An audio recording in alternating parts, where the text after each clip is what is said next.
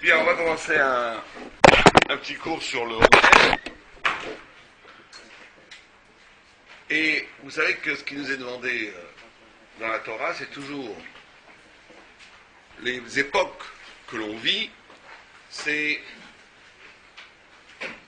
toujours des moments qui comportent en eux, en essence, des principes très très forts qui doivent être après dispatchés dans toute l'année.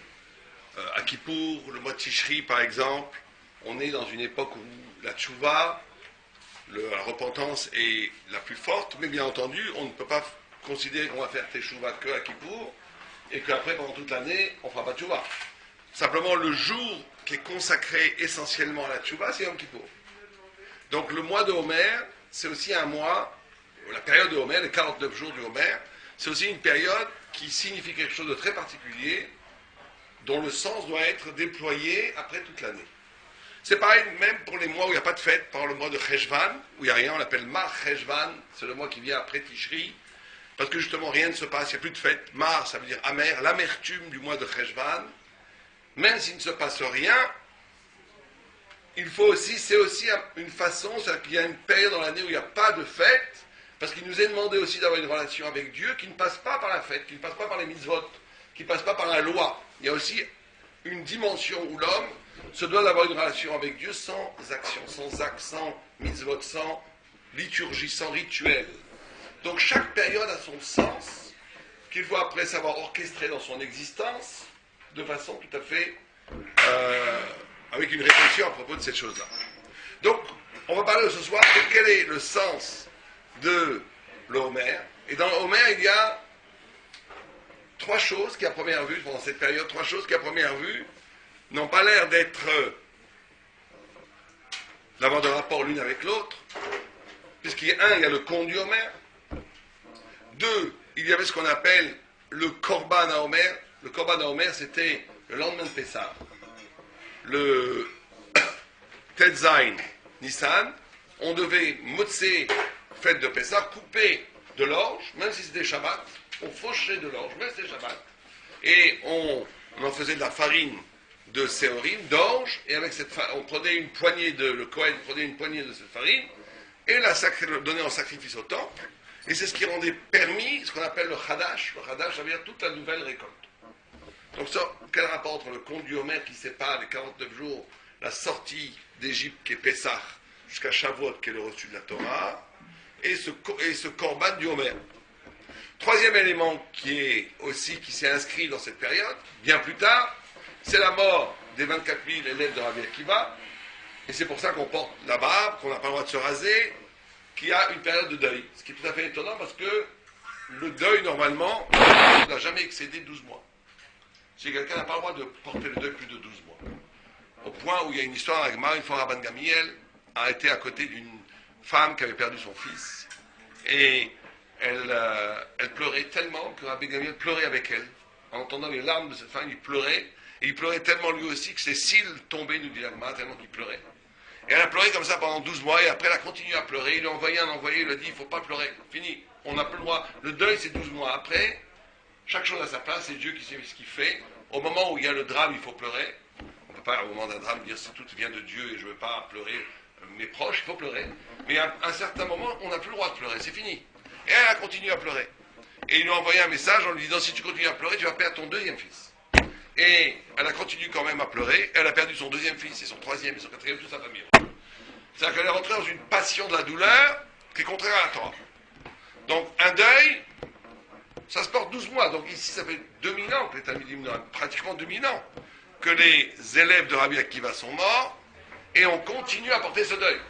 Ce qui est tout à fait bizarre. Pourquoi est-ce qu'on continue à porter un deuil sur quelque chose, alors qu'on n'a pas le droit, d'après la halakha, de porter un deuil plus de 12 mois? Et deuxième question, en quoi ce deuil s'inscrit-il dans le conte du Homer qui sépare la sortie d'Égypte et le don de la Torah, cette période où on s'avance on s'arrache de l'Égypte et on va recevoir la Torah, qui est censée être une période de joie intense, puisqu'on s'approche chaque jour de la lumière de la Torah. Comment se fait-il que cette période se mélange une période de deuil? Est-ce que c'est juste anecdotique? Est-ce que c'est juste le hasard historique qui fait que les Talmidim de Rabbi Akiva sont morts pendant cette période, qui était censée être une période de joie, et s'est greffé dessus une période de deuil parce que, historiquement, c'est tombé par hasard pendant cette période? Tout le monde sait que c'est impossible. Tout le monde sait que celui qui connaît la Torah sait qu'il n'y a jamais de hasard, qu'il y a quelque chose, bien entendu, de profond, d'important, dans le fait qu'au cœur même de la joie, de l'attente de la Torah, un deuil s'est développé, et ce deuil porte sur la mort des Talmidim de Rabbi Akiva. Donc, 3 éléments. Premier élément, on compte. Deuxième élément, Korban de Homer. Troisième élément, le deuil que l'on porte sur la mort des Talmidim, des élèves de Rabbi Akiva. Et on va essayer de comprendre ce soir le lien fondamental qui unit ces 3 éléments. C'est ça qu'on veut comprendre.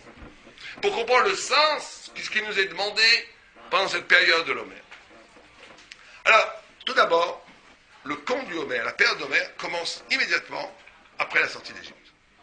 Donc, cette période couvre la période où on se sort d'Égypte, où on s'arrache de la matière, de l'esclavage, pour recevoir la plus grande révélation de tous les temps, la plus grande intensité de révélation de la vérité qui a jamais eu lieu, qui s'appelle le mont Sinaï, le don de la Torah Shavuot.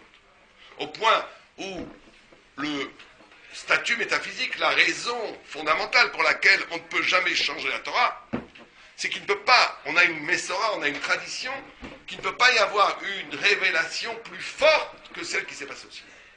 Donc si un prophète vient, même s'il est capable de faire des miracles extraordinaires, et qui vient changer quelque chose de la Torah, on le tue.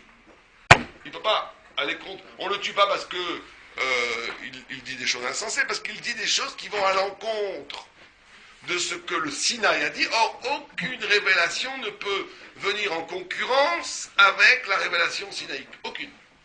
La révélation sinaïque est de la plus haute degré d'intensité, de vérité qui a jamais eu lieu. C'est pour ça qu'un nouveau prophète, par définition, c'est un menteur. Puisque, même si aussi prophète soit-il, même si c'est un vrai prophète, même s'il a une capacité de prophétie, même s'il peut faire des miracles, même s'il est capable de faire toutes sortes de choses, dans la mesure où il vient combattre une révélation qui s'appelle Sinaï, et la révélation du Sinaï est la révélation, l'amplitude de révélation la plus haute, par définition, on le tue. Il vient contre Dieu. Tout le monde connaît cette histoire extraordinaire, où à un moment donné, Rabban Gamiel, qui était le plus grand des rabbis, a combattu 69 autres rabbis au Sanhedrin, et leur a dit, si j'ai raison, que l'eau coule à l'envers, et l'eau a coulé à l'envers. Et ils ont dit, on ne fait pas la à partir d'un ruisseau d'eau. Ils n'ont pas du tout été impressionnés. Tu as réussi à changer le cours de l'eau, on s'en fiche. Si j'ai raison que le caroubier s'arrache, et le caroubier s'est arraché. Si j'ai raison que les murs du Beth Midrash qui était au Sanhedrin s'écroulent, et on meurt tous. Les murs ont commencé à s'écrouler, s'est levé Rabbi Yeshua, il a dit, Im menatzechim ze'et tamidei chachamim. S'ils se combattent, se font la guerre, les sages d'Israël entre eux, de quoi vous mêlez-vous les murs? Et les murs ont arrêté de s'écrouler, mais ils sont restés penchés. La Gemara a dit, jusqu'à aujourd'hui, les murs sont penchés. Ces murs penchés, ça veut dire qu'il y avait ici une lutte extraordinaire. Qu'il y avait une lutte entre une vérité absolue, qui était vraie, puisqu'à la fin, Rabbi Eliezer a dit, si j'ai raison, que Dieu lui-même vienne et dise que j'ai raison. Dieu est venu, Rabbi Eliezer, qu'est-ce que vous venez vous battre avec Rabbi Eliezer? Vous n'êtes pas du niveau. Vous n'êtes pas du même acabit. Rabbi Eliezer, c'était le duplicata de Moshe Rabbeinu. D'après le Zohar, Rabbi Eliezer, c'était la Neshama de Moshe Rabbeinu, comme Shammai. Donc, vous ne pouvez pas faire le poids face à Rabbi Eliezer. Halakha kamou bechol dava. La halakha, que Dieu lui-même dit la halakha est comme lui en toutes choses. N'importe qui aurait dû dire, bon, d'accord, si Dieu le dit. Ils ont dit, là, les bas de colle, on n'écoute pas. Les voix célestes, on n'écoute pas. Pourquoi? Chez Gvar, Nehemar, Be'ar Sinaï, il est déjà dit au mont Sinaï, Lo Beshamaimi. La Torah n'est pas au ciel. La Torah est ici. Donc pourquoi? Ça veut dire qu'ils se sont prévalus d'une tradition sinaïque, où au Sinaï, il y a écrit Rabim Naatot, dans le Sinaï, il y a une révélation sinaïque qui dit qu'on va d'après la majorité dans un Sanhedrin. C'est une révélation divine. Dans n'importe quelle autre révélation qui voudrait contredire qu'on va d'après la majorité, on ne l'écoute pas. On va d'après la majorité du Bendin, du Sanhedrin, du tribunal terrestre. Et l'image que le mur doit être incliné, c'est parce que l'homme, dans la vie, il doit avoir ces deux dimensions. Il doit avoir une dimension de la Torah qui est révélée et une dimension d'intrusion divine. C'est l'intrusion violente de la parole divine dans la vie qui vient se battre avec la tradition sinaïque qui est jusqu'à aujourd'hui ce qui fait incliner le mur. C'est une tension entre deux formes de vérité. Mais en tous les cas, on va arriver à Shavuot au plus haut niveau de vérité. Il faut bien comprendre que Shavuot, et c'est ce que, et encore une fois, quand on va vivre à Shavuot Bezat Hashem, d'ailleurs, messieurs, vous êtes invités à une nuit d'études à Shavuot ici, à Shifté Israël, la première nuit, où on fera une nuit d'études jusqu'au matin, comme la tradition le veut. C'est pas, et on priera à Vatiki, on priera le matin au lever du soleil, c'est pas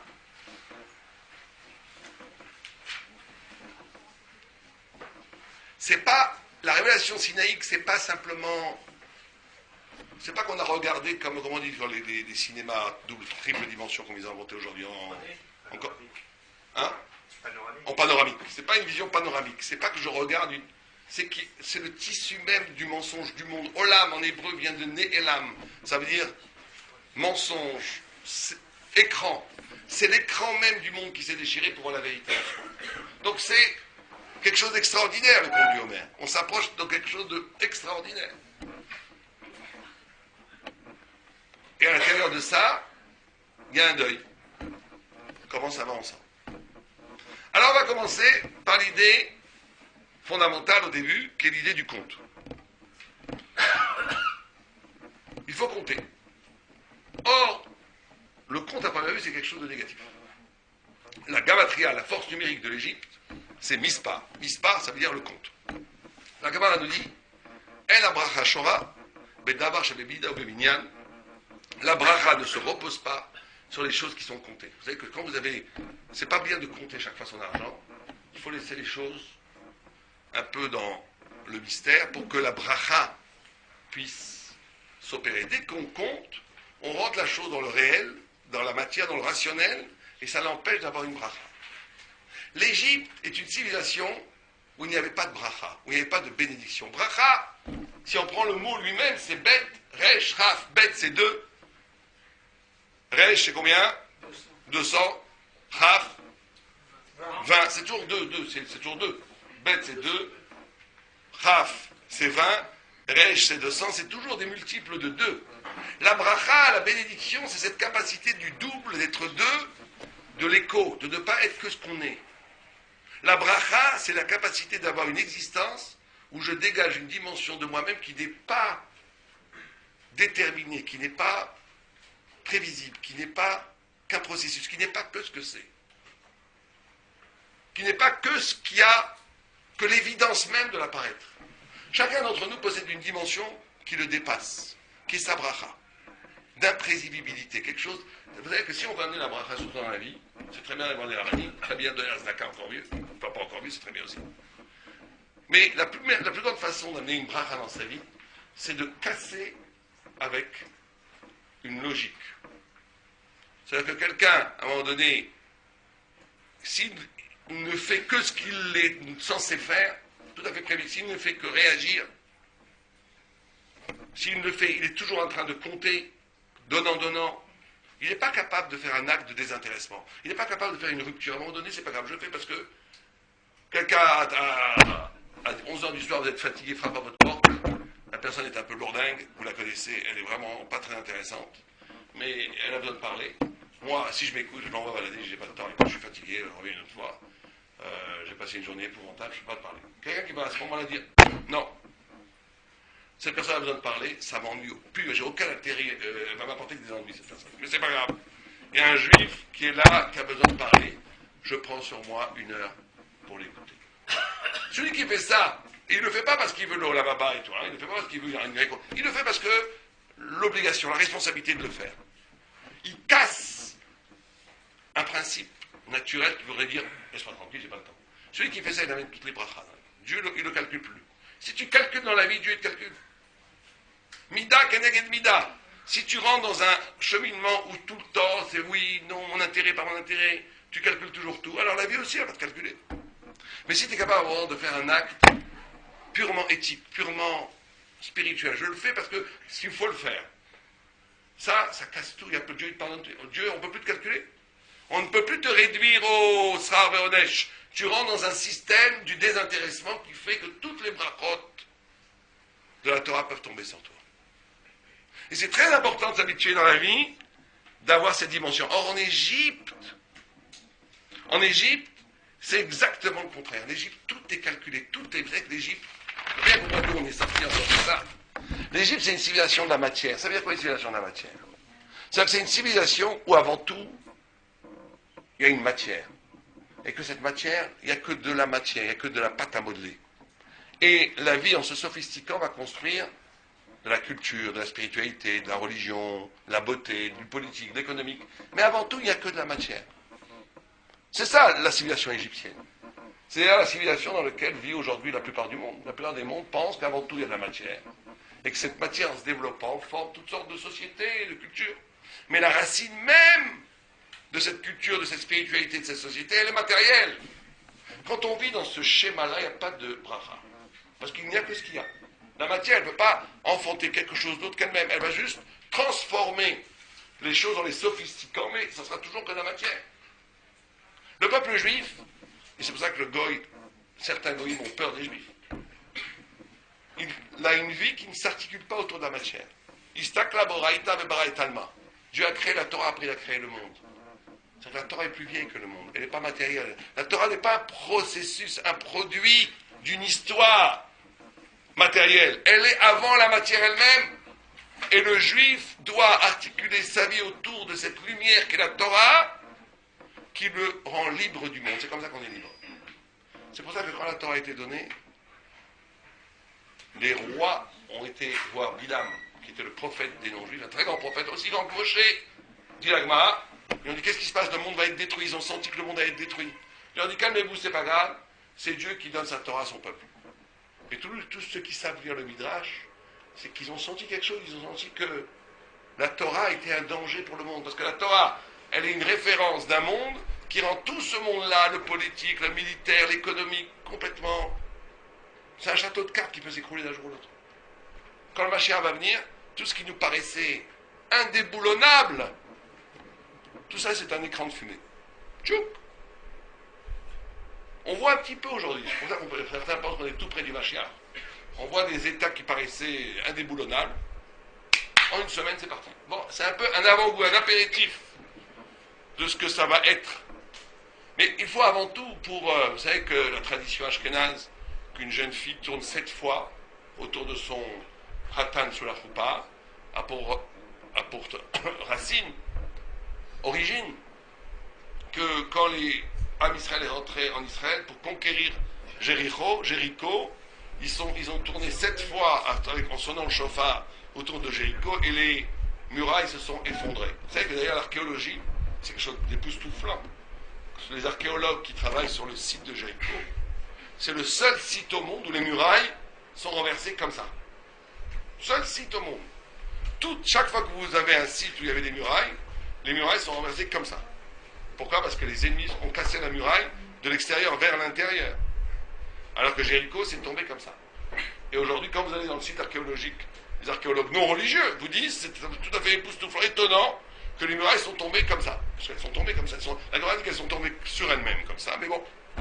Mais en tous les cas, la notion de... Et on dit que la Kala tourne autour du Khatan 7 fois, parce que de la même façon qu'on a tourné 7 fois autour des murailles de Jéricho, et que les murailles se sont écroulées, on veut que la Kala tourne 7 fois autour de son Khatan, pour écrouler les murailles qui sont autour de son cœur. Très joli. Mais en vérité, on doit nous-mêmes écrouler ce travail de prendre conscience que ce qui paraît inébranlable, indéboulonnable, ça n'existe pas vraiment, que la seule chose qui existe vraiment, d'articuler sa vie autour de la lumière de Dieu, de la Torah, des vraies valeurs toraïques, et pas autour de valeurs qui sont la causalité, l'argent, le pouvoir, tout ce que vous voulez. C'est avant tout, il faut le faire à l'intérieur de nous. C'est nos propres murailles qu'il faut qu'elles s'effondrent. On nous demande à nous que ces murailles, avant tout, s'effondrent. Et donc l'Égypte, c'est une civilisation où tout est rationnel. Tout est produit de la matière, où il n'y a pas de bracha. Il n'y a tellement pas de bracha qu'ils n'ont pas besoin de prier pour avoir la pluie, ça tout vient du bas, du Nil. Tout est déjà là. Quand tout est déjà là, il n'y a pas de bracha. C'est pour ça que ça s'appelle mispa. Il faut faire très attention, vous savez, à cette idée d'être capable de la bracha, de sortir de logique dans laquelle on s'enferme. Même des grands de la Torah peuvent tomber, même des rabbanim peuvent tomber dans ce piège. Il y a une histoire à Sfat assez terrifiante. Où une fois, il y a eu à Sfat au temps du Harizal.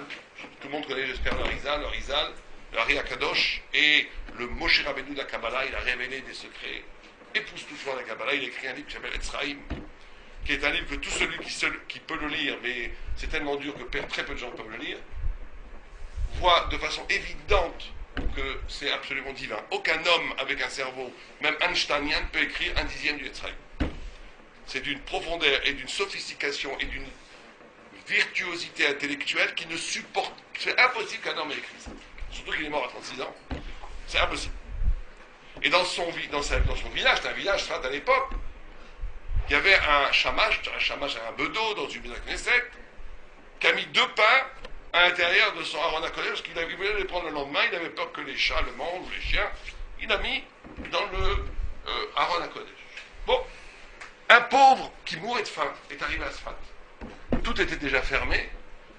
Où est-ce qu'il a été pour les pauvres à l'époque? Dormir dans les synagogues. Vous arrivez d'une ville à l'autre, vous dormez dans la synagogue. Il rentre dans la synagogue, personne à la synagogue, c'est tard déjà, il est arrivé en pleine nuit. Et il a faim. Il a très faim. Et il se met devant le Aaron HaKodesh, Dieu qui est à Kolirol, qui a tout le pouvoir, qui sait tout faire. Donne-moi à manger, j'ai trop faim, je ne peux pas rester comme ça jusqu'à demain, c'est pas possible. Et il prie, il dit, il prie, et c'est vrai, et il loue, là, il dit peut-être que Dieu m'a répondu. Et il voit 2 pains blonds, mous, qui venaient d'être cuits, très beaux. Alors là, il fait une bracha, Amotzi lechem min hashamayim. Il s'est trompé de bracha. Il n'a pas dit Amotzi lechem min haaretz, mais Amotzi lechem min hashamayim. Et il mange ce pain. Ah, il est content. Il a mangé 2 pains, il est vraiment rassasié. Il a étudié avant, il est parti dormir, il a fait la bracha, il est content. Le lendemain matin, vient le shamash, il ouvre, ses pains ont disparu. Au lieu de s'énerver, il dit Alléluia, Dieu a pris mes pains comme sacrifice. Dieu a pris mes pains comme sacrifice. C'est extraordinaire. Et il fait un télim, il est heureux, il dit merci mon Dieu. Il est heureux. L'après-midi, il revient tremblant, il remet 2 pains. Et il dit j'espère que Dieu va agréer mon 2e sacrifice. Le soir, revient le mendiant qui n'avait rien mangé de la journée, pareil. Et il dit je vais insister, mais on essaie. Et il prie, il loue. Et les 2 pains, il est content, il mange. Et ce manège dure pendant plusieurs jours. Plusieurs jours, peut-être plusieurs semaines, je ne sais pas exactement combien de temps. Et à un moment donné, le rabbi, le rabbin de cette choule, voit ça. Il voit le manège. Il est resté un peu plus tard, il a vu le bedeau mettre les pains, il a vu que le mendiant est arrivé, il a vu manger, il les a vus prier, il les a vus s'exciter, dire merci à Dieu et tout. Il convoque le bedeau, il le traite de Hamar en yiddish, c'est-à-dire espèce d'âne. Il lui dit, tu crois que Dieu il a besoin de tes pains, Dieu il n'a pas besoin de tes pains, il est un superstitieux, et il lui passe un savon. Ah, il est très déçu, le pauvre bedeau, il croyait que Dieu prenait ses pains. Et le rabbi revint gaiement, content d'avoir savonné le bedeau comme il se doit. Il va voir le Harizal, donc c'est un élève du Harizal. Le Harizal le regarde dans les yeux et lui dit, prépare ton testament, tu vas mourir cette nuit. Et rien ne pourra y faire. La xéra est une xéra de Barzel, ça veut dire c'est un décret divin qui est comme du fer. Tu ne peux rien faire, tu peux faire toutes les tfilotes que tu veux, ça ne servira à rien, tu vas mourir cette nuit. Parce qu'il n'y avait pas de korban, de sacrifice qui avait plu à Dieu, autant depuis la destruction du temple, il y a 1600 ans. C'est qu'on voit un homme qui était un sadique, le rabbi, il n'était pas méchant du tout, mais il était enfermé dans sa logique. Logique rationnelle, on fait pas de superstition, on ne fait pas de pain. C'est vrai, il a peut-être raison dans sa logique. Mais à un moment donné, il faut laisser tomber la logique. Et à un moment donné, tu vois un homme qui est plein de Emouna, il donne du pain. Tu vois l'autre qui est plein de Emouna, laisse-les tranquille, qu'est-ce que tu vas mettre ton truc? Tais-toi. Et à un moment, il faut savoir se taire. C'est ça la bracha. La bracha, c'est d'être capable d'écouter une dimension autre que ce que tu connais. D'être sensible à une dimension du sens que tu ne connais pas. Être sensible à une intelligence qui t'est étrangère. Les gens qui ne raisonnent toujours de la même façon, ils sont pas dans la bracha. Ils sont dans l'unité, ils sont dans un. Ils sont dans une sorte d'unité non double. Ils n'ont pas cet éclat-là de la bracha. Et donc l'Égypte, c'est un système où il n'y a pas de bracha, où tout est codifié, où tout est réduit à ce que c'est. Et on s'est arraché de ça. En sortant de l'Égypte, on est sorti de la matière. On est sorti de la matière pour aller dans le désert, dans un lieu de la neutralité, pour recevoir la plus haute révélation au monde, qu'est la Torah. Magnifique, magnifique. Grande joie. Or, le lendemain, et c'est pour ça que Mitzrayim a la même gamatria, la même force numérique que Mispar, qui veut dire compte, limitation. Or, la première chose qu'on fait en sortant d'Égypte, c'est quoi? Le lendemain de Pessah, la première chose qu'on fait, c'est quoi? On compte le Homer. On vient de nous dire que le compte, c'est quelque chose d'affreux. Que le compte, c'est quelque chose qui limite. Que le compte, c'est Mispar. Que c'est Mitzrayim. Que la bracha ne tombe pas sur les choses qu'on compte. La Gemara dit carrément, il ne faut pas compter les grains de blé dans la grange. La Gemara dit, ne compte pas tes grains de blé dans la grange. Si tu fais une bracha, peut-être qu'ils vont gonfler la nuit, ils vont augmenter. Les comptables, c'est bien, mais il faut se méfier. C'est-à-dire qu'il ne faut pas forcément tout le temps compter votre argent. Laissez-le un peu tranquillement, il peut peut-être grandir. Bon, et pourtant, la première chose qu'on fait en sortant, c'est de compter. C'est contradictoire. On vient de dire que compter, c'est l'horreur. Ouais, et alors? Allez, alors?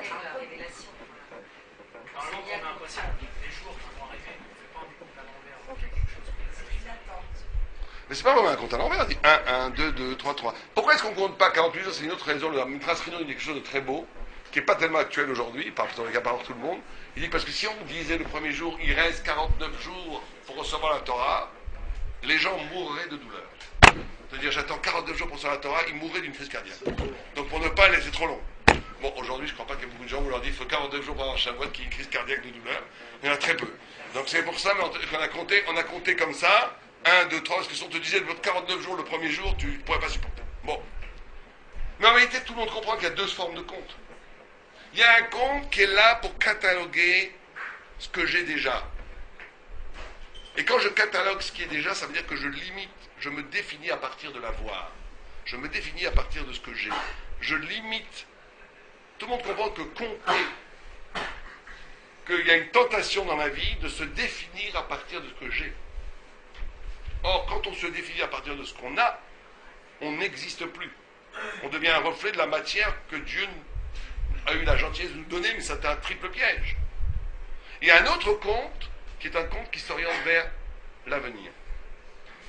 Je ne compte pas compter. Vous savez que dans le Zohar, on dit que tous les comptes amènent de la pureté, tout le temps.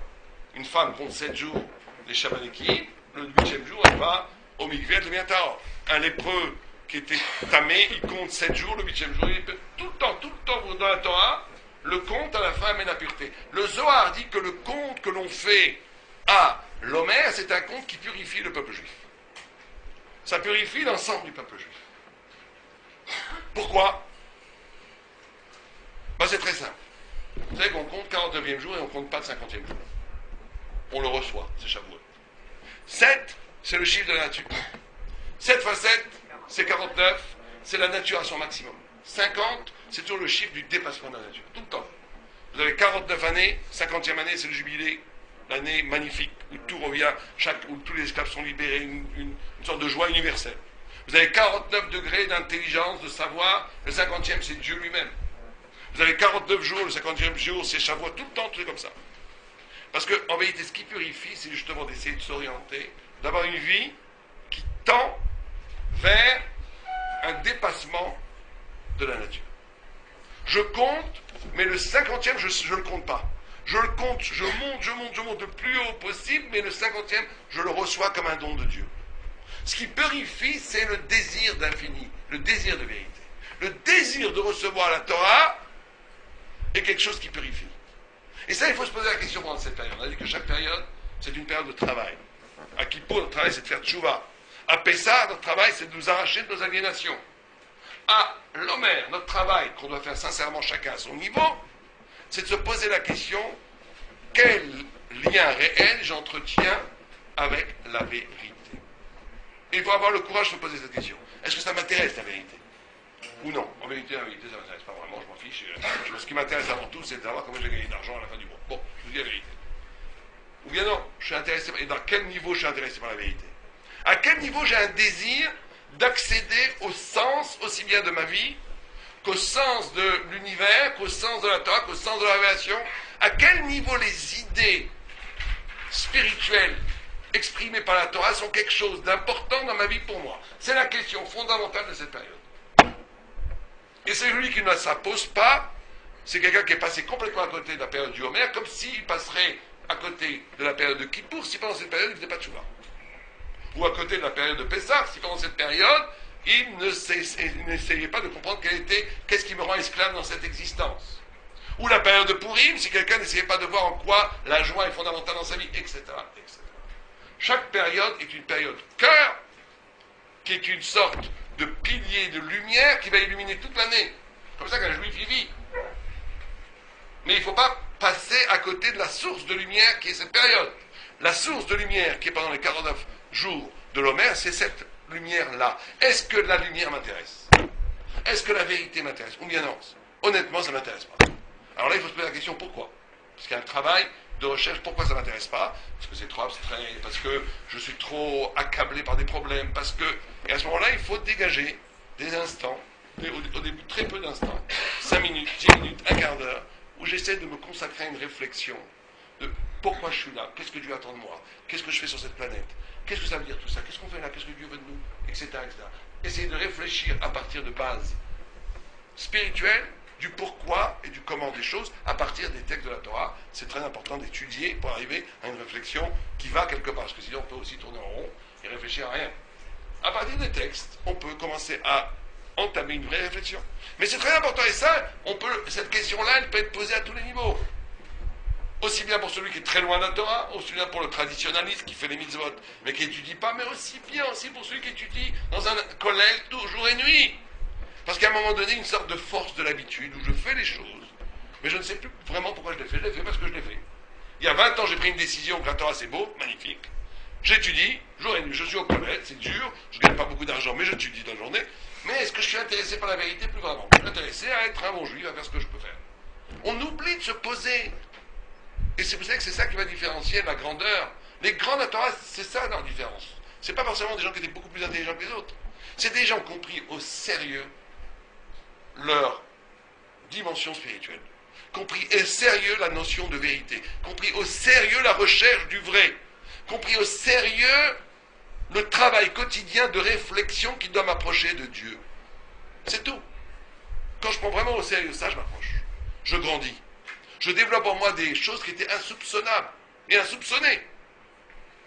Simplement, il faut prendre une décision. Comme un arabe américain qui parlait en anglais, il disait « Don't play the small game, play the big game ». Ne joue pas le petit jeu, joue le grand jeu. Si déjà tu joues un jeu, joue le grand jeu. N'essaye pas d'être juste un petit juif cachère. Essaye de dire peut-être que j'ai quelque chose à grandir en moi qui va apporter une certaine dimension à la Torah. Peut-être que je peux découvrir des pans de lumière, quelques mois qui peut découvrir, etc., etc. Très important pendant cette période de se poser cette question. Alors, on a dit le conte, c'est s'orienter vers un but. Le but qui est le don de la Torah. Mais ça va plus loin que ça. Vous savez que la notion de semaine Shavuot, une des appellations de la fête, il y a beaucoup de noms de la fête de Shavuot. Il y a Shavuot, il y a Chag HaBikurim, il y a Chag Matan Torah, Atzeret. Une des appellations, c'est Shavuot. Pourquoi Shavuot? Des semaines. Alors vous savez que c'est très intéressant la notion de semaine. Parce que toutes les unités de temps qu'on a dans la vie, ils sont tous liés à la nature, sauf la semaine. Le jour, c'est lié à quoi? À la rotation de la Terre sur elle-même. 24 heures. Le mois, c'est lié à quoi? À la rotation de la Lune autour de la Terre, 29 jours et demi. L'année, la rotation de la Terre autour du Soleil, 365 jours. Et la semaine, il n'y a aucune manifestation naturelle. Aucune. Au point où vous savez que les révolutionnaires en France en 1789, avait décidé, à la Constituante, de dire cette notion de 7, c'est biblique, nous on est anti-clérical, on est anti-biblique, on veut plus de ce 7, c'est une infiltration judaïque dans la vie du bon goy parisien, on veut 10 jours, la décade. On va travailler 9 jours pour un repos le 10e. Au bout, ça a duré quelques semaines, après les gens ils n'en pouvaient plus, ils ne pouvaient pas. Ils ne pouvaient pas. Surtout des Français, de ne pas travailler 3 jours de plus, c'est impossible. Mais d'où vient cette histoire de 7 de 7? Alors, il faut bien comprendre que tous ces jours dans la nature renvoient à quelque chose de métaphysique. Un sadique, il vit la journée de 24 heures, qui est orchestrée par la nuit et le jour, comme l'expérience de la naissance et de la mort. Dans les grands livres de Chassidut et de Kabbalah, les grands sadikim, le lever du jour était vécu intensément comme une naissance. Il essayait de renaître chaque matin. Renaître chaque matin, ça veut dire très concrètement de ne pas répercuter les traumatismes de la veille qui vont déjà handicaper le départ de la journée, en gros. Il y a énormément de livres de Moussa qui parlent de ça. Comment essayer le matin de vivre une renaissance où je me lave de tous les affects négatifs qu'il y a pu avoir la veille, l'avant-veille et la semaine d'avant. Être capable d'être nouveau, être capable de vivre une nouveauté chaque matin. Le soir, quand je vais dormir, quand je dis à ma fille, j'avais un grand rave qui me disait, considère que tu vas aller mourir. Donne ton âme à Dieu. Expérimentez la mort. Il y a des grands rabbinis qui se préparent pendant 60, 80 ans, 100 ans, à mourir. Parce que la mort est une composante essentielle dans l'économie générale de notre existence qu'il faut intégrer dans la vie elle-même. Et cette façon naturelle qu'a l'homme d'occulter la mort, ça n'existe pas, ça n'existe pas, ça n'existe pas. C'est pas bon. Là, il faut voir la mort en face pour être un tzaddik. Et c'est pas grave, c'est très bien. Mais il faut l'expérimenter comment? Tous les soirs. Le Chodesh, vous savez que dans la Torah, il y a 2 temps. Il y a un temps du Chodesh, qui est la notion de la nouveauté. La lune, elle apparaît, elle grandit, elle meurt et elle renaît. La notion du Chodesh, c'est la notion dans le temps qui n'obéit pas justement à la rationalité. C'est tout le monde, toute cette dimension du spirituel, qui n'obéit pas aux règles de la rationalité. C'est pour ça que l'Orient a pris un calendrier lunaire, notamment l'islam, les Arabes, parce qu'en réalité, le fond de leur personnalité est mystique. L'Occident, elle, a pris un calendrier solaire, parce que le soleil, En Chadash Tarat HaShemesh, il n'y a pas de nouveauté sous le soleil orchestre un temps, comme un écran pratiquement total, où il n'y a rien de nouveau sous le soleil. La rationalité, le monde naturel, scientifique, impose un rythme où rien de nouveau n'est possible. Tout n'est qu'une répétition de ce qui s'est passé avant. Et le juif est le seul calendrier qui est capable d'unir les deux.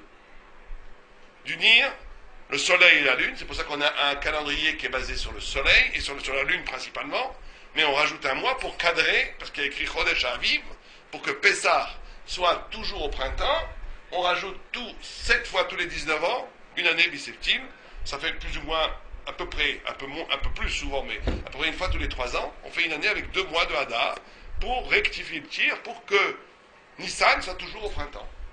C'est quand les musulmans comptent que le calendrier lunaire, leur ramadan tourne comme ça, des fois c'est en hiver, des fois c'est en été, des fois c'est au printemps, parce que ça, il y a un décalage, tout le monde comprend qu'il y a un décalage de 10 jours par an. Puisque les 12 mois lunaires font 354 jours et demi, il manque 10 jours et demi tous les ans. Donc il y a un décalage de 10 jours et demi tous les ans. Donc au bout de 3 ans, c'est un mois qui décale. Donc c'est pour ça qu'on rajoute un mois à peu près tous les 3 ans. Bon. Donc ces deux-là. Et la semaine, alors c'est quoi? On a dit, la journée, c'est l'expérience de la naissance et de la mort. Le Chodesh, c'est l'intégration de la notion de nouveauté dans la vie. Quelque chose qui n'est pas conditionné par la matière, qui n'était pas prévisible. C'est très important de ne pas être prévisible. Rav Miner disait, l'essence même du travail sur soi, qu'on appelle le moussar, l'éthique juive, c'est d'être capable de ne pas être réactif, de ne pas être prévisible. C'est ça l'essence du travail. Je vous crie dessus, vous me criez dessus. Je vous déteste, vous me détestez. On vous insulte, vous insultez. Ça, c'est le corps, c'est le biologique. Ça, c'est prévisible. Ça, c'est Tarat HaShemesh. Celui qui est capable de faire une rupture avec le prévisible, il est dans le chidouche. C'est très important. Mais il faut aussi, vous aurez remarqué que la Torah dit, il faut que tu aies le soleil. Il faut aussi intégrer dans ta réflexion, dans ton existence rationnelle. On appelle Ishtadlut. C'est cette capacité d'intégrer aussi la rationalité, le scientifique dans l'existence. Un juif qui serait complètement que mystique, c'est pas bon. il faut qu'il est capable aussi d'intégrer dans sa spiritualité tout le savoir rationnel. Il est capable d'expliquer le monde comme il fonctionne d'abord sa rationalité et lui donner un sens à partir de la lune. Les deux en même temps. C'est ce que le Zohar appelle le Sod, le secret du Hibou à Chodesh, du Hibou à Shana, enfanter de spiritualité le monde. Mais il faut accepter le monde, il faut le connaître le monde. Mais la semaine, c'est quoi par rapport à ça? C'est la création du monde. Ouais, et alors? Comment on doit le vivre? La semaine, c'est le temps ou la dimension où on vit une vie et on voit le monde qui se dirige vers, il y a un début et il y a une fin. Cette conscience, c'est la conscience de Shavuot. Il y a un début qui est la création du monde et le monde va vers une finalité. Le monde n'est pas... Vous savez que c'est très important. Il y avait un des grands débats qu'il y avait dans l'Antiquité entre les grands Tanaïm et les philosophes grecs, c'était sur ce point-là. Aristote pensait que le monde était kadmon, ça veut dire que le monde n'avait pas de début. Mais ce n'était pas ça pour une discussion scientifique. Si le monde n'a pas de début, s'il est infini dans le passé, il est infini dans le futur, c'est-à-dire que le monde, la vie n'a pas de sens, ou elle n'a que le sens que je veux lui donner. Donc je suis complètement libre. C'est ça qu'ils cherchaient les Grecs. Ils cherchaient une cosmologie, un univers qui n'avait pas de début et qui n'avait pas de fin, parce que si l'univers n'a pas de début et qui n'a pas de fin, donc il n'y a pas de sens dans l'univers en soi, donc qui va donner le sens à la vie? Moi, donc je suis libre de donner le sens comme je veux. Donc je fais ce que je veux.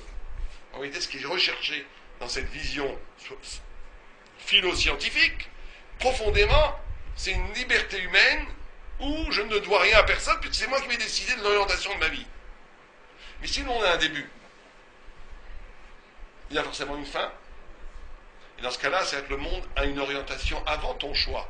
La responsabilité sera plus importante que la liberté. Tu es là pour faire quelque chose. Le monde se dirige vers quelque chose. Tu peux plus dire je fais ce que je veux. Tu peux pas faire ce que tu veux. Tu es créé pour quelque chose.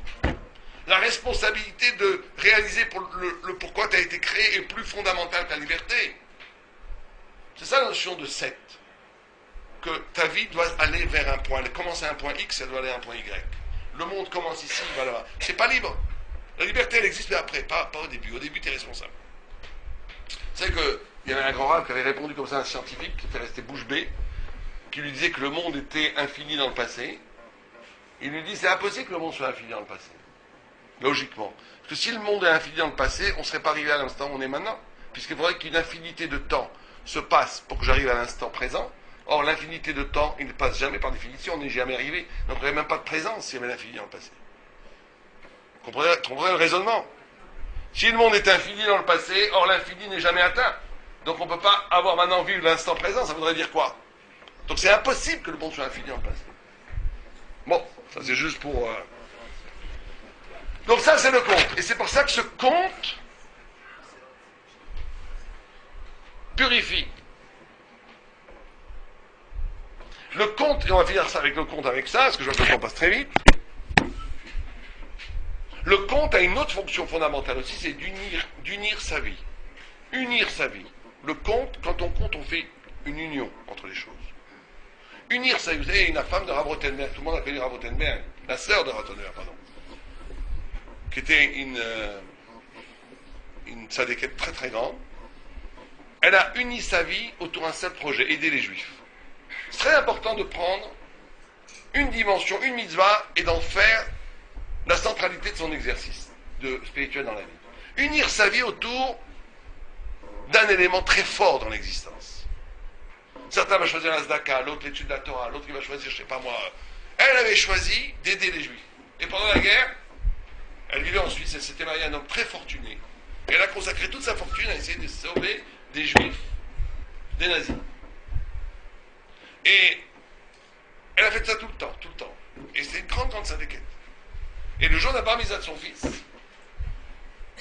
elle n'était pas là. Pourquoi? Parce qu'on l'a prévenu qu'il y avait des Juifs à la frontière qui voulaient que les autorités suisses ne voulaient pas faire rentrer. C'est que les Suisses n'ont pas été très sympas avec les Juifs. Ils refusaient beaucoup de Juifs de rentrer et donc ils les ont condamnés à la mort. Et elle avait des relations, elle avait beaucoup d'argent, elle arrivait à faire entrer des Juifs. C'est grâce à elle, les Juifs qui sont rentrés en Suisse, c'est grâce à elle. Et le jour de la bar mitzvah de son fils, elle était toute la journée dehors, à droite, à gauche, à essayer de sauver ses Juifs. Et son fils pleurait. Ses parents, son mari aussi. Le jour de ma mitzvah, mes parents sont pas là, il était pas là, il a attendu 2 heures, 3 heures, et ses parents n'étaient pas là. Et un rave très intelligent a fait un advertement, il lui a dit, ne pleure pas, parce que le plus beau cadeau que tes parents peuvent te faire, c'est qu'ils ne soient pas là ce jour-là. Qu'ils sont pas là, et tu sais pourquoi ils ne sont pas là. Et ça, c'est la plus grande chose qu'ils peuvent te donner. Et c'est effectivement, ce fils est devenu par la suite un grand ami Raham. Parce qu'il a compris que ses parents, même qu'ils n'étaient pas là physiquement, ils lui ont donné un enseignement que l'important, c'est de unir sa vie à partir d'un projet spirituel. De prendre une mission. Chacun doit prendre une mission. Prendre quelque chose dans lequel sa vie va tourner spirituellement. Chacun doit essayer de trouver la mitzvah qui correspond le plus à sa possibilité, à ses capacités, à son désir aussi, à sa joie d'exister, et à partir de là, bâtir et construire une vie. C'est comme ça qu'on unifie sa vie. Et donc tu unis tout le tout à partir de cet engagement spirituel. Donc ça, c'est le conte. Deuxième chose qu'on a dit, le Korban HaOmer. Quel rapport entre le Korban HaOmer? Le Korban, c'est cette poignée d'orge qu'on amenait au temple et qui rendait permis tout le Hadash. Quel rapport entre ça et le conte? Entre ça et le don de la Torah? Entre ça et cette période dans laquelle on parle? Le Korban HaOmer, la Gemara nous dit que la poignée d'orge, c'est la quantité minimale pour un homme pour vivre une journée. C'est quelqu'un qui mangeait ça, il avait une quantité nutritive suffisante pour vivre une journée. Pour vivre une journée. Donc l'enseignement qu'on nous donne, quand on se dirige maintenant vers la Torah, et ça c'est très difficile pour nous, dans cette société de consommation dans laquelle on existe, pour nous qui avons l'habitude, surtout les Tunisiens, de kiffer et de manger énormément, c'est très très très difficile cette deuxième notion, qui est une notion que pour recevoir la Torah, le rapport qu'on va avoir aux nourritures, il doit être ce que j'ai besoin, je mange, le reste, ça doit laisser libre pour une pratique spirituelle. Très difficile, c'est vrai, pour nous très difficile. Mais il faut savoir que ça existe. Que dès que je dépasse cette ligne, si c'est comblé, c'est qu'en vérité c'est comme ça, je dois manger une certaine... Manger, on ne parle pas de manger, tout le monde comprend. Manger, le divertissement, le besoin de repos, toutes ces choses-là dont on a besoin pour que le corps puisse s'entretenir, vivre. Mais à un moment donné, c'est très bien ça. Mais alors, dès qu'on dépasse la ligne, dès qu'on prend des choses où on n'a plus besoin, dès qu'on mange trop, dès qu'on passe trop de temps à se reposer, dès qu'on prend dans le divertissement qui est beaucoup trop appuyé, c'est qu'en vérité, on a voulu combler un espace vide qui était censé être rempli par la lumière de l'étude de la Torah, la pratique des mitzvot, par une recherche. Quand on a dit tout à l'heure que peu de gens s'intéressent à la vérité, c'est aussi à cause de ça. C'est qu'à un moment donné, cet espace qui aurait dû être libre pour l'ouverture métaphysique, on le remplit avec la nourriture, on le remplit avec du divertissement, on le remplit avec des bêtises, pour justement se dédouaner de cet effort de recherche spirituelle et intellectuelle. Et donc la deuxième condition très importante, la première c'est l'unification de la vie, c'est le compte, c'est de tendre vers cette vérité, bien sûr.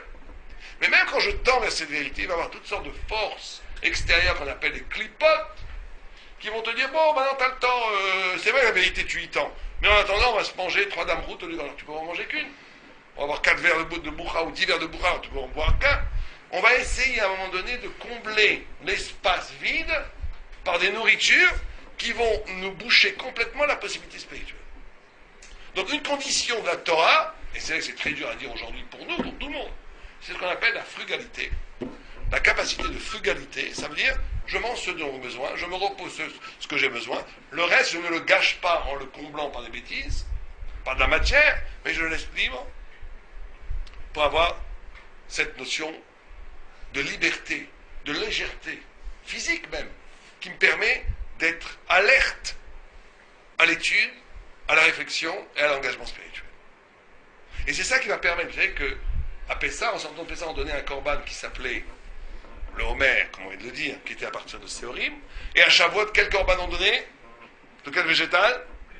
De lechem, de blé, de chita. Et la Gemara nous dit c'est parce qu'on passe d'une nourriture, le Séorim c'est une nourriture d'animal, le blé est une nourriture humaine.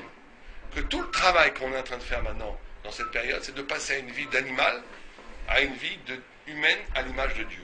C'est ça le travail. On sort de l'animalité pour passer à quelque chose, et on ne sort de l'animalité pour arriver à une vie humaine, à l'image de Dieu, que si on est justement capable de sanctifier le corps. Ça veut dire comment je sanctifie le corps, où je ne suis plus dominé par le désir du corps, où je suis dominé par le désir de l'infini et de la vérité, c'est tout. Et ça veut dire casser avec des habitudes corporelles. Vous savez, le Raphaël de Brisk, il buvait un verre d'eau comme ça, qui faisait comme ça, je sais pas, et à un moment donné, il a bu que les deux tiers, il a laissé. Et son élève lui a dit, mais pourquoi tu ne bois pas tout le verre? Il a donné une réponse tout à fait étonnante. Il a dit, c'est pas parce que le constructeur, bon, aujourd'hui, il travaille un Coca-Cola. Prenez un Coca-Cola, 33 millilitres, hein, c'est ça? Centilitres. 33 centilitres. Il va vous dire, vous allez la finir. Lui, il a dit, c'est pas parce que le constructeur de cette bouteille a décidé que c'était 33 centilitres que moi je bois ce que j'ai besoin, pas plus. Très peu de gens ont ce genre de réflexion aujourd'hui. Les gens ils vont dire, si c'est 33, je bois tout. J'ai payé pour. J'ai payé pour ça, il me donne à quelqu'un d'autre, ou il le garde pour demain.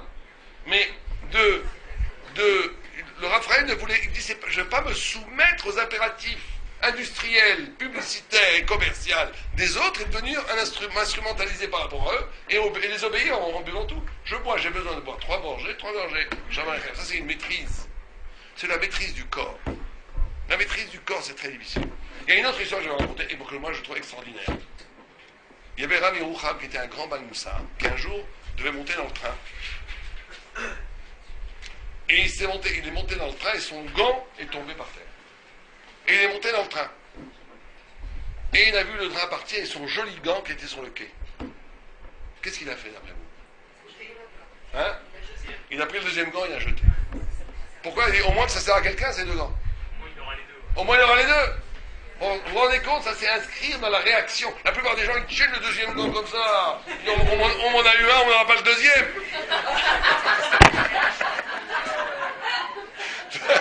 La plupart des gens ils disent ça. Vous comprenez? Au moins que ça profite à quelqu'un. Mais ça, nous on le comprend intellectuellement. Mais que dans la gestion, que dans l'instinct, au moment de la panique, que tu appelles ton gant, le train s'en va, instinctivement tu jettes le deuxième. Ça c'est intégrer la gestuelle du chesed dans la chair, dans le corps.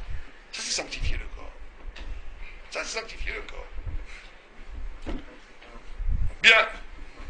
Ça c'est pour le korban. Troisième chose qu'on a dit, et ça c'est incompréhensible. Vous avez raison, ceci dit, parce que s'il n'y a toujours qu'un gant qu'on trouve par terre.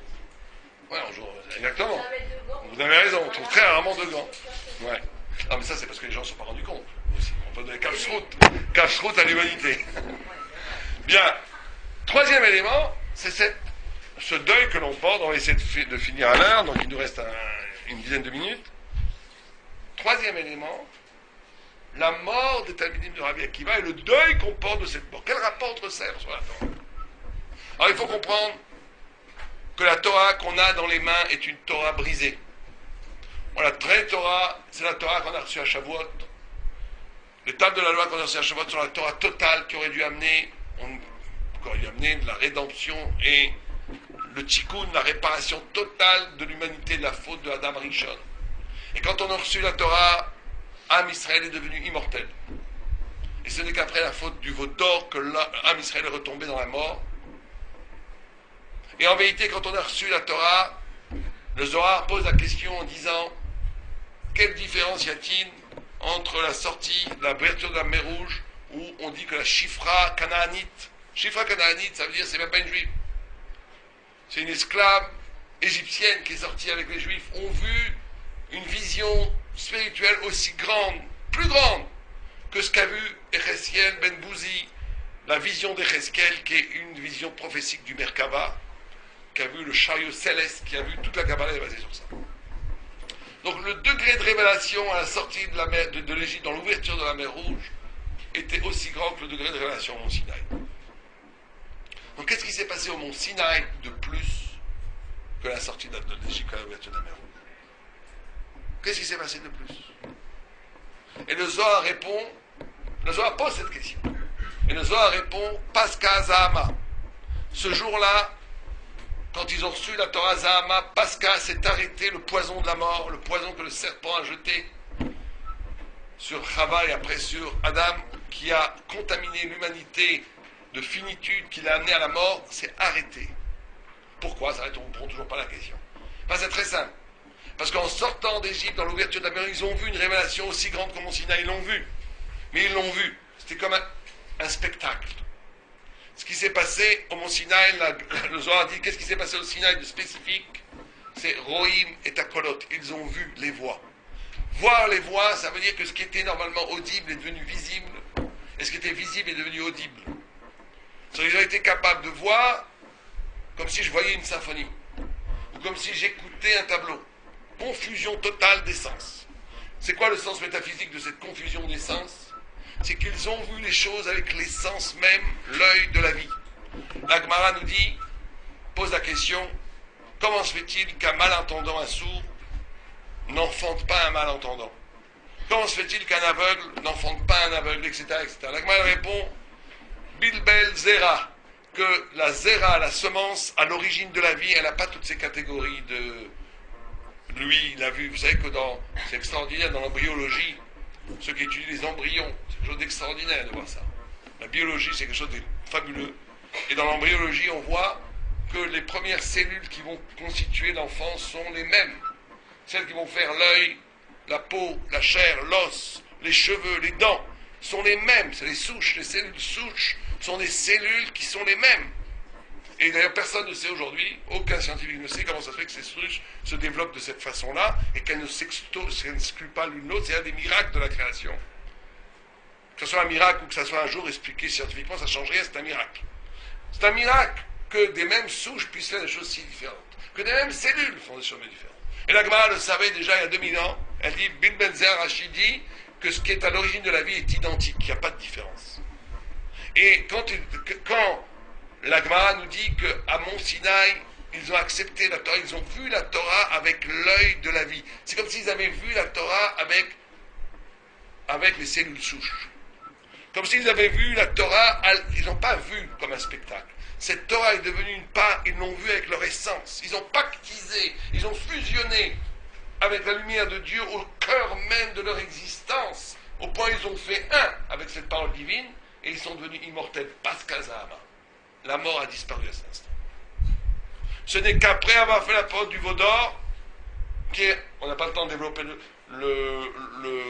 l'analyse de cette chose-là, qui est une reproduction de la faute de Adam Arishon, qu'il a vécu comme individu dans le Gan Eden.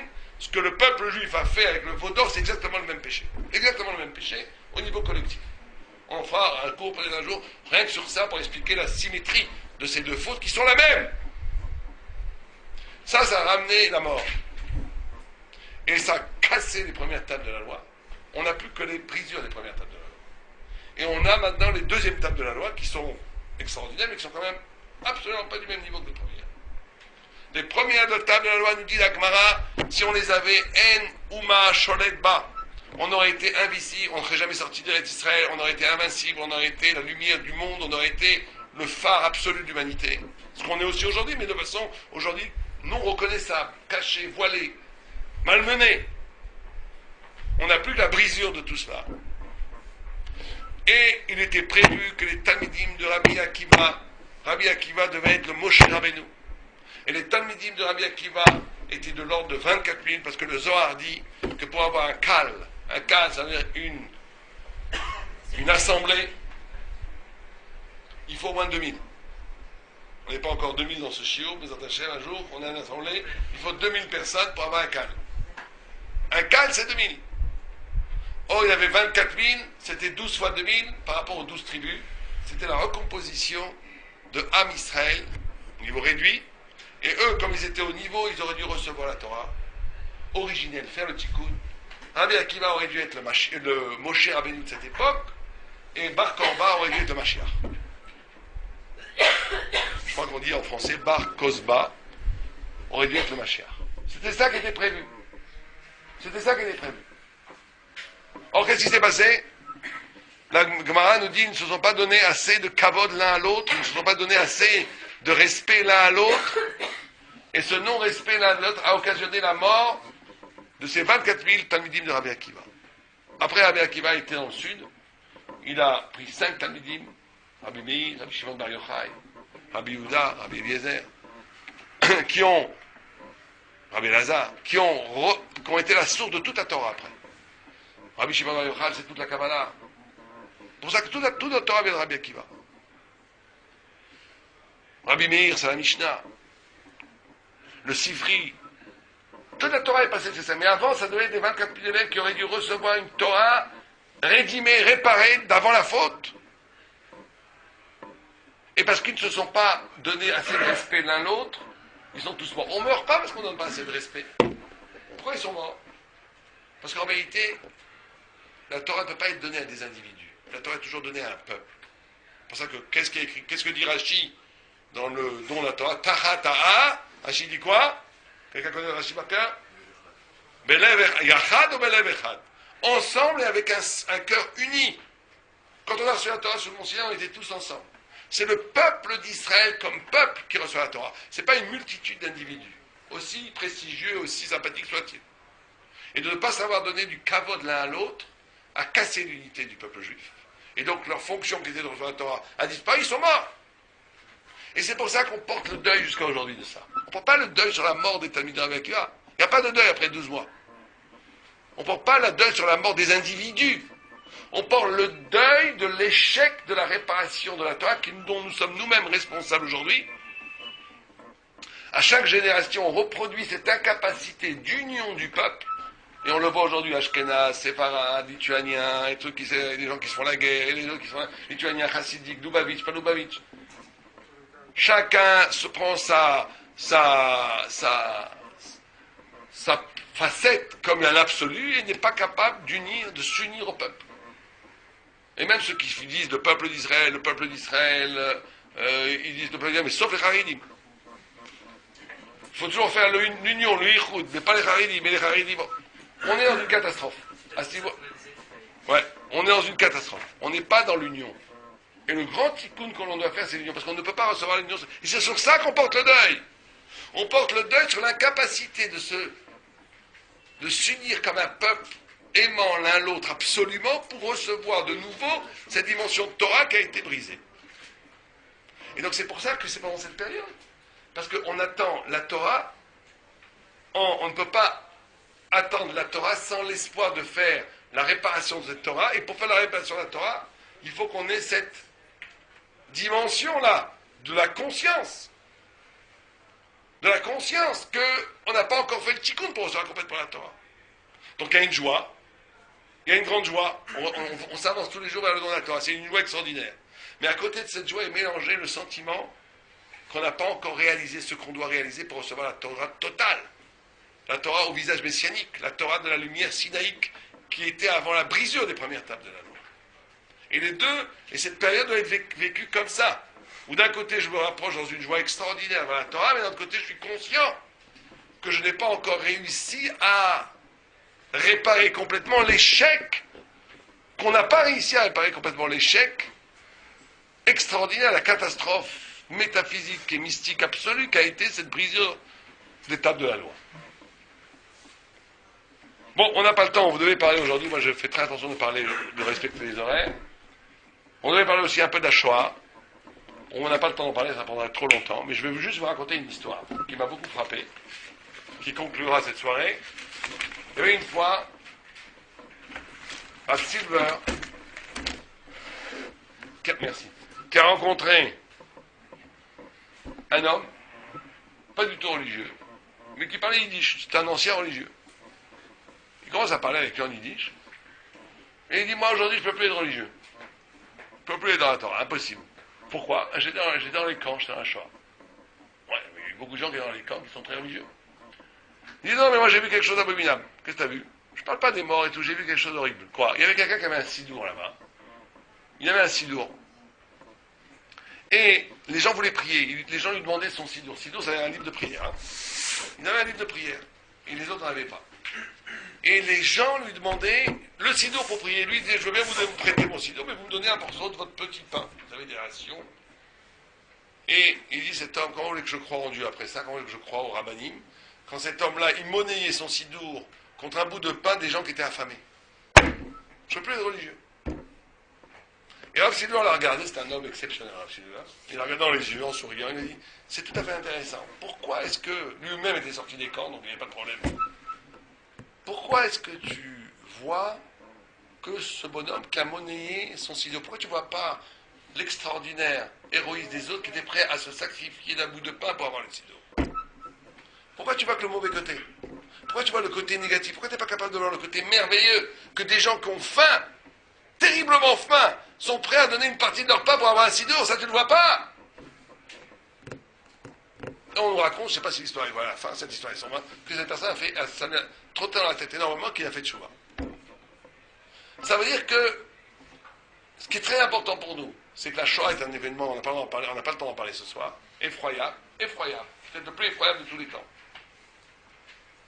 Mais il faut aussi faire très attention à toute une théologie qui se développe autour de la Shoah, une théologie non religieuse, qui essaie de remplacer la Shoah, la mémoire de la Shoah, de remplacer la Torah par la mémoire de la Shoah.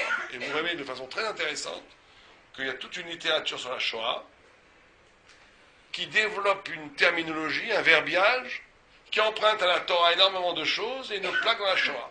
Par exemple, mais c'est une Torah de mort. Par exemple, la Torah devient indicible. La Shoah devient, on ne peut jamais en parler. C'est infini, comme ils ont remplacé l'indicible de Dieu. Vous savez que nous, on ne définit jamais Dieu par la Shoah. L'événement de la Shoah, et tout ça est peut-être vrai déjà. L'événement de la Shoah est un événement irréductible à tous les autres événements. Ça, c'est vrai. On ne peut pas le comparer à aucun événement. Ce qui est vrai. Mais ils ont remplacé cette référence par le fait que Am Israël est un peuple absolument unique, qui n'obéit à aucune logique de l'histoire. Etc., etc. Il y a énormément d'exemples comme ça. Et ça, il faut s'en méfier. Il faut se méfier de la Shoah, il faut y méditer, il faut y réfléchir. Mais il ne faut pas que cette mémoire et ce cérémonial de la mémoire de la Shoah remplace en quoi que ce soit notre adhésion à la Torah. Et soit un prétexte pour un juif de dire, moi maintenant, je me sens juif parce que je célèbre la mémoire de la Shoah, j'ai plus besoin de rentrer dans l'exercice de la Torah pour me sentir juif. Ça, c'est un très grand piège mortel qui a malheureusement touché beaucoup de gens. Les gens qui étaient dans la Shoah, on ne peut pas en parler, ils sont intouchables, on ne peut pas les critiquer. Mais par contre, ceux qui utilisent la Shoah pour se disculper, pour ne pas remplir leur obligation par rapport à la Torah, ça c'est abominable. On n'a pas le droit de se servir de la douleur des autres pour se rendre pâteau de la Torah. Ça, c'est terrible. Celui qui était dans la Shoah, on n'en parle pas, on ne sait pas ce qu'il a vécu, chacun. Il est intouchable, il est saint, il est kadosh, par le fait même qu'il a été martyrisé. C'est son problème entre lui et Dieu, il fait ce qu'il veut. On peut lui parler s'il nous demande de lui parler, mais on ne peut pas le critiquer. Mais par contre, ceux qui n'étaient pas dans la Shoah et qui commencent à développer tout un verbiage un peu vaseux, qu'au nom de la Shoah, ils vont dire, moi je peux pas... Ça, c'est des gens qui utilisent la souffrance des autres pour ne pas s'engager, c'est trop facile. Et c'est même indécent. Bon, il faut réfléchir à ces idées. Ce qui est très important pour nous, en tous les cas, pendant cette période, c'est, d'essayer de se poser cette question, que les enjeux de vérité, que les enjeux spirituels, que les enjeux de la pensée spirituelle et conceptuelle sont-elles fondamentales dans ma vie? Et chacun doit se poser cette question. Deuxièmement, c'est d'essayer d'unir sa vie. Qu'on ne peut pas être un saint à la synagogue, un affreux jojo dans la rue, et gentil avec sa famille et méchant avec ses ouvriers.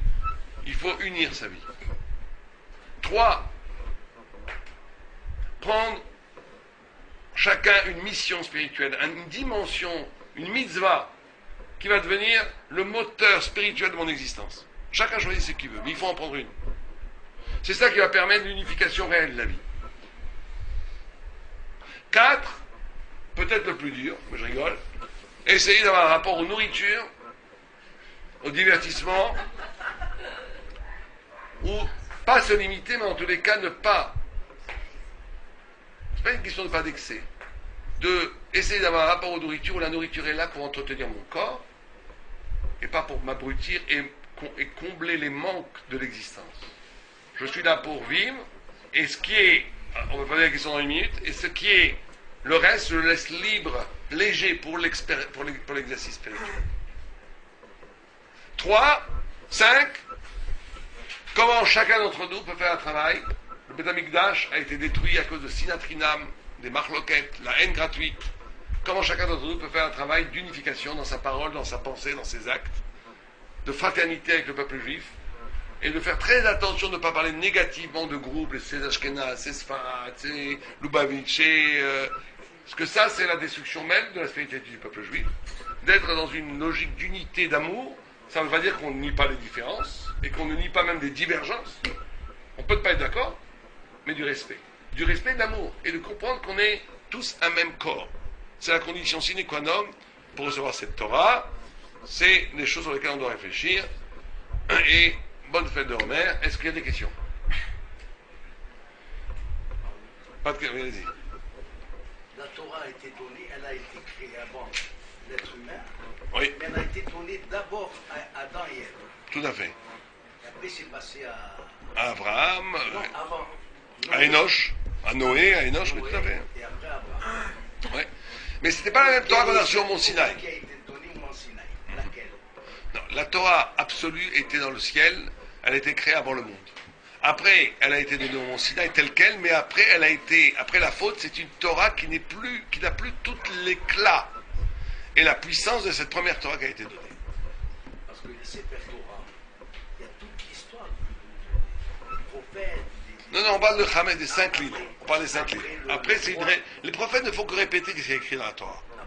Après Moïse, en fait. Oui. Non, mais pour nous, le plus important, c'est les 5 livres. Après, il y a Yoshua, la conquête d'Israël. Et après, les prophètes font des Torahot, ou redisent de façon différente ce qui est écrit dans la Torah. Il n'y a pas de tridouche dans les prophètes. Il ne faut pas qu'il y en ait d'ailleurs. On rajouterait à la Torah. Encore une question, oui, allez-y.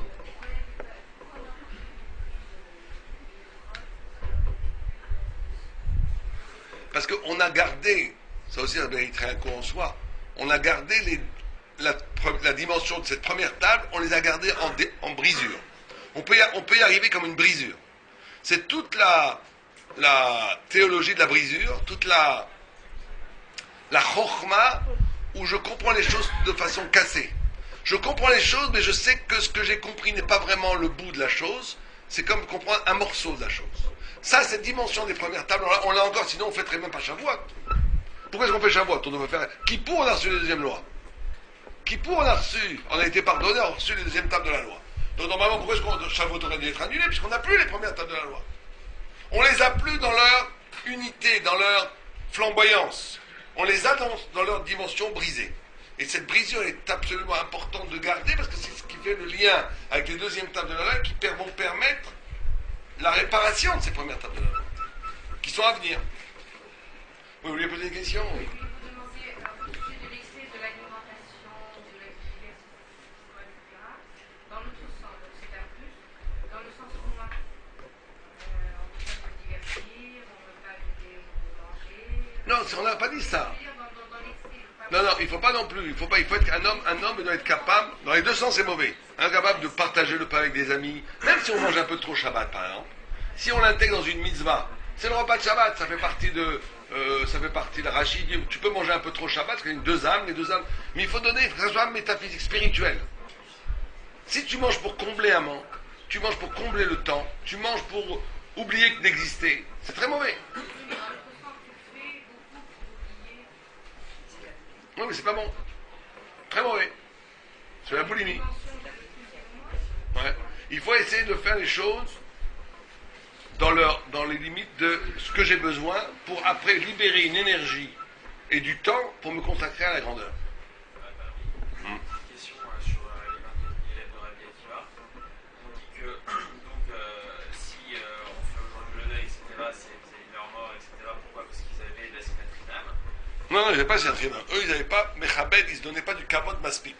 Donc ils n'ont pas reçu la Torah. Parce que la Torah la Torah donne à un peuple qui est uni. On ne donne pas à des gens qui ne se Mechabed pas. Alors moi, j'ai un truc que j'ai jamais compris, c'est pourquoi est-ce que, pas que je veuille lui en vouloir, mais pourquoi est-ce qu'on n'en veut pas à Rabbi Akiva? Puisqu'on voit dans la Torah que lorsqu'une Bat Cohen, notamment, elle fait certaines fautes, on maudit même son père à cause de l'éducation qu'il n'a pas assez eue sur elle. Oui, là, je comprends votre question. Mais Rabbi Akiva n'était pas responsable de ça du tout, parce que ça, c'était le point de libre arbitre.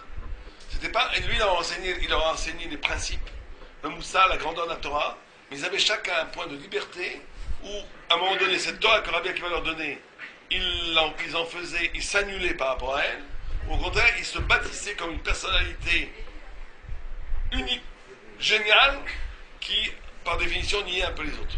Ça, c'est le point de libre arbitre, tu ne peux pas accuser Rabbi Akiva de ça. D'accord, et donc les élèves, les 5 élèves qui en sont... Ils ne faisaient pas partie des 24 000. Non, ils n'étaient pas chers là-dessus. Bien, oui, une dernière question. Il y avait une démonstration lors d'une discussion entre un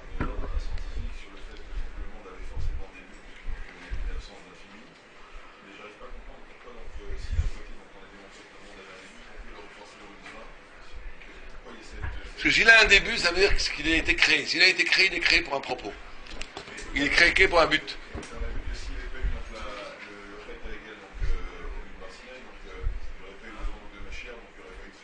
Il y aurait eu la Mashiach à ce moment-là. Bien sûr. Ça aurait été on aurait vu l'époque, on aurait vécu à ce moment-là l'époque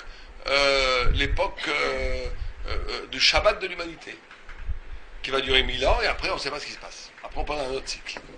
Ok, c'est bon? Une dernière question. Oui. Une citation de tourner, biblique, celle de tourner 7 fois la langue dans sa bouche avant de parler. Peut-être c'est lié. Par rapport à ce que vous avez raconté. Par rapport au 7 tours, c'est possible. C'est possible que ça soit lié. Hein. Biblique ou pas? Comment? Biblique. Il n'y a pas écrit dans la Gemara, mais c'est très peu. Vous savez qu'il y a énormément d'expressions françaises qui viennent du Talmud. Par exemple, faute avouée est à moitié pardonnée. Ça, c'est un Gemara qui dit que quand quelqu'un il est modé d'un vol, il paye le vol, mais le kefel, le knas, il ne le paye pas, parce que modé knas pas tout. C'est-à-dire qu'il est modé, la moitié est pardonnée. Oui, dernière, quelqu'un voulait. Non, excusez-moi, une illustration sur ce que vous avez dit sur le métaphysique qui vient avant le matériel. Ouais. C'est une amie qui m'a dit ça, je vais la citer quand même parce que c'est une très belle phrase, Yessa Paul. Elle m'a dit qu'en fait la larme que l'on verse, elle est matérielle, ce qui l'a provoqué de l'émoi. C'est-à-dire qu'il y a toujours. Très bien. Bien, bonne soirée. Alors, juste une dernière chose. Vous allez voir des affiches ici. Nous allons faire, si Dieu veut, dans moins d'un mois, le 31 mai, 1er juin, 2 juin, un colloque, un séminaire animé par 6 rabbinim, Rav Gronstein, qui est une grande sommité de la pensée juive, Rav Eli Lemel, que tout le monde connaît, je crois, Rav Eli Ebidia, qui est aussi extraordinaire, Rav Alain Lévy, qui est très intéressant, Rav Michael Sellon et moi-même, sur le thème la Torah et l'universel. Il y aura un séminaire qui durera 3 jours, qui sera structuré de la façon suivante. Les 3 premiers quarts d'heure, de 8h à 9h15, seront une intervention sur texte. Il y aura un quart d'heure de battement où il y aura peut-être des boissons. De 9h à 10h, on fera une conférence. Et donc les 6 rabbinim parleront sur 3 jours. Il y aura 2 rabbinim qui parleront par jour. Comme vous voyez, il n'y a pas beaucoup de places ici, il y a à peu près une centaine de places. Donc pour ceux qui veulent venir comme des habitués quand même, qui sont prioritaires, il y a des numéros de téléphone, ou même vous pouvez vous adresser à Henriette Gandus qui est là, pour donner vos noms. On a fait une participation symbolique de 20 € pour les 3 jours, pour justement limiter les places, sinon il y aura, on ne veut pas que les gens viennent n'importe comment parce que c'est comme ça, et 10 € pour les étudiants pour les 3 jours. On vous donnera un badge et les gens pourront venir à toutes les conférences, aux 6 conférences. Le sujet de la conférence, c'est la Torah et l'universel. Ceux qui sont intéressés, je vous conseille vivement de réserver. C'est mixte. C'est mixte. Ceux qui sont intéressés, je vous conseille vivement de prendre vos places maintenant, parce que d'après moi, comme on a fait un peu de publicité, très rapidement, il n'y aura pas de place. C'est mixte, oui, c'est mixte. Le problème, c'est ça.